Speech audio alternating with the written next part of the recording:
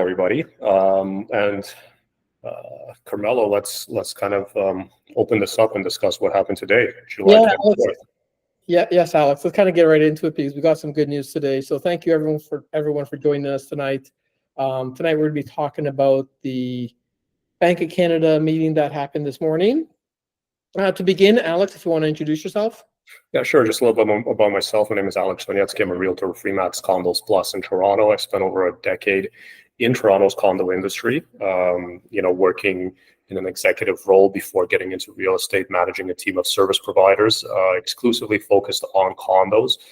I've been a real estate investor since 2013, and in 2022, I was in the top 1% for GTA condo sales from over 70,000 realtors. There's a QR code on the screen if anybody wants to scan that and connect with me on my socials. And my Instagram is really simple. It's my first name, last name, so just Alex Zhvanetskiy. And hi, everyone. My name is Carmelo Buttice. I'm an agent at yourmortgageyourway.ca. I've been doing mortgages for over 20 years. I began my career as a mortgage underwriter, and I have experience working with the big banks, the small banks, and all the alternative lenders. You can find me on Instagram at Carmelo Mortgage, or you can email me at carmelomortgage@gmail.com. Today, Bank of Canada had a meeting. Surprise, surprise. The Bank of Canada lowered that prime rate to 4.5%. And the shift in the focus now is the downside risk, Alex. That's what we were talking about this morning. Yeah. So, as far as this, so I hear people referring to this as the prime rate, the overnight rate, the Bank of Canada rate. Is this all, what's the difference between these things? Yeah. Let's just call it different names for different products. Okay. Bank of Canada, they call it the overnight lending rate because when when banks have to lend money amongst each other, they go based on that rate. Us as consumers, we focus on the prime rate, and that prime rate, Alex, is a rate that the banks are offering us. Then there's either a premium or discount to that prime rate. As the Bank of Canada changes their rate, the banks change their prime rate. Okay, so if the prime rate is 4.5, but I see that kind of lenders are doing 6.5, that split, is that what you're talking about? Yeah, so the Bank of Canada overnight rate is 4.5, and the bank's prime rate is 2.2% higher than that Bank of Canada prime rate, overnight lending rate. Okay, so the prime rate is 6.7. Yes, so 2.2% higher. Okay, but then some lenders maybe give a little bit of a discount to that. The lenders, when those in the variable rate mortgage, they either a lot of them offer a discount or premium, depending on the type of mortgage you have, to that prime rate. So it's either prime minus 0.25, prime minus 5, prime minus 4, or even prime plus half for those that have a home equity line of credit. Right. So this affects the variable rate mortgages. It does not affect the fixed rate mortgages, right? Correct. And we're going to kind of show that, Alex, again. So today's decision and the rate cut really only impacts variable rate mortgage. Okay. And we'll kind of go into that and I'll show that. Okay. Alex, I'm telling you, as soon as the announcement happened, my phone was just going crazy. I know that when this announcement happened, I saw some offers getting registered on properties where I had showings booked. Yeah, it was just I'm happy to get phone calls. I'm happy to this announcement spurred people calling me and asking questions. Yeah. I'm very happy and grateful for that. And it was a really good day today. Is this enough though? Well, that's a good question. Is this enough to get people sitting off the fence?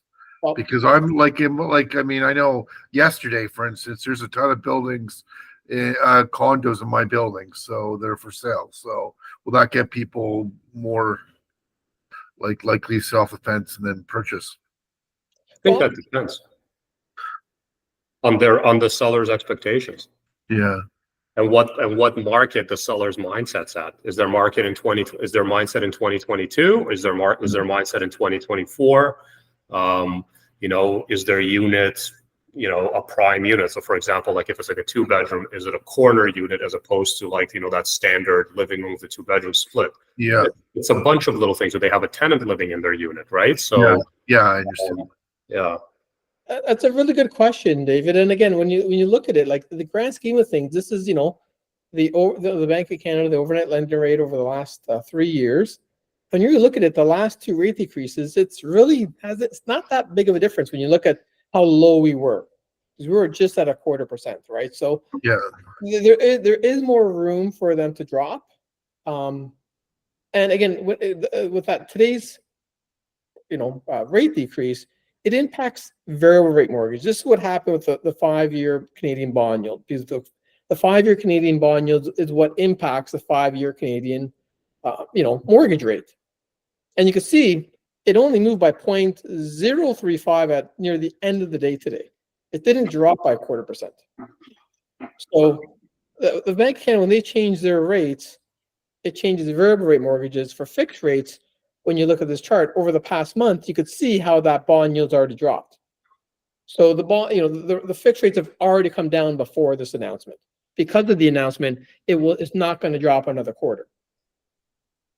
It's priced in. Yeah, and the key and one thing is I noticed is, come the beginning of the year, we had fixed rates lower than what they were today. Like the bond yields were lower back in January than what it is today. The good news is that you can see since May, the trend is coming back down, versus from January to May, the trend was going up. So that's the big difference. The trend, the variable rate, the prime rate, the trend started 2 in a row. Fixed rates, the trend is down. It's not going to be a straight line. We'll have bumps, but this is really good news. I mean, I think it's a good indication 2 times in a row and first time in 4 years. So it's kind of headed in the right direction. But I think that one thing that I saw in the news today is they were going to they don't want to seem too optimistic, and they're saying they're going to, monitor it and see how things go. But I know that, Carmelo, when we were talking about this presentation earlier on in the week, we were talking about that when they're looking at, for example, inflation, they're making today's decision based on like stats from a year ago. Yes. Well, that's what to expect forward. Like this, today's announcement, what it had, what it did with interest rates, but what to expect going forward really depends.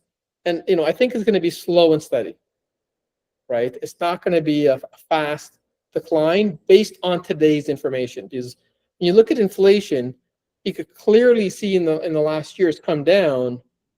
We've been bumping around that, just under that 3%. But we're not that close. We're still closer to 3 than 2. Mm-hmm. Now, this is another good positive sign. Inflation is coming down.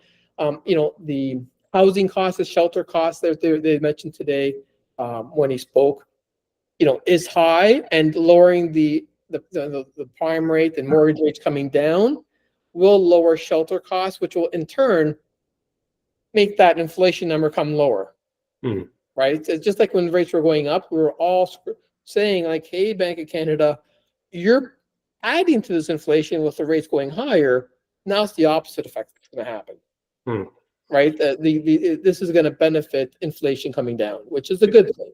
Right? If I was housing too high. If I was swing trading inflation, I would say that the ceiling is at 2.9. Like we've tested that resistance now two times and it bounced back. But also I can say the floor is 2.7. I mean, I wouldn't be doing any swing trading on inflation, Alex. Again, there is, like you see in the last 6 months, it's kind of been in a short, tight range. I think with these interest rates coming down, it hopefully relieve some pressure with the shelter cost. Because the shelter cost is a big component of these inflation numbers. Yeah. The other thing that's happening is, it's one thing we don't want to see. I don't want to see unemployment going high, right? That means people are not working. And another reason why they lowered it, and they're going to continue lowering, is unemployment is clearly going up. Now, unemployment is going up for 2 different factors.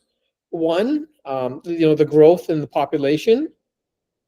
So that's there's more people looking for work, which is okay, but they're not finding the work. That's what's making unemployment going up. It's not going up because that many people are losing their job, Alex. So when people start really losing their jobs, and if we see unemployment at 7%, I'll definitely start being a lot more. I would hope they'll be a little bit more aggressive. So when they look at unemployment, are they, what are they measuring? Because I do know that it's a much different marketplace. You know, instead of somebody going and getting a job, you know, a minimum wage job somewhere, or like a $20 an hour job, they can just go and drive Uber or do Uber Eats or some other gig type of job, work from home, AI trader. Like there's all of these kind of self-employed type of roles that, how do they measure that? Like, is that factored in? Good question. I don't know how the gig economy is factored in when it comes to the employment numbers. I really don't know. Those who do like a part-time Uber Eat for 3 months, 6 months, I don't think that really impacts it, but that's a good question. I don't know. Yeah.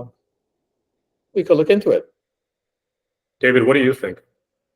It wouldn't factor into it. They can't measure it. I don't think they can measure it either, right? That's like somebody just No, downloads it's an like- app and starts doing it. Yeah. And maybe they don't report it on what their about tax. self-employed people too? I know. Self-employed, they do measure somehow. Yeah. Somehow they measure. So there may be a way we don't, we don't know. I don't know with regards to how they calculate it. The important thing is this is the data we have. Yeah. Right? So this is gonna, there is reason for rates to continue coming down. From the last meeting, it's going to be one meeting at a time. What's the data going to look like? Hmm. So I'm going to stop sharing, Alex. If you want to stop recording.